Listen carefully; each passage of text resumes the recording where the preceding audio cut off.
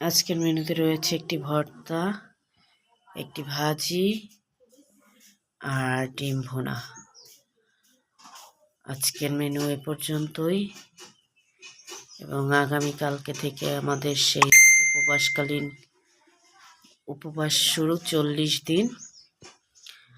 ঈশ্বর যেন সকলকে আশীর্বাদ করেন সেই উপবাস থাকার জন্য, সবাইকে সঠিক পথে চালনা করেন।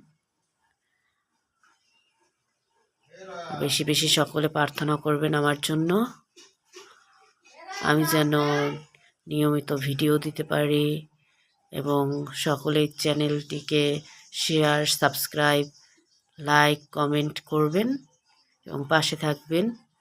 আমিও চেষ্টা করব আপনাদের পাশে থাকার জন্য। সবাইকে শুভ দুপুর, সবাই ভালো থাকবেন।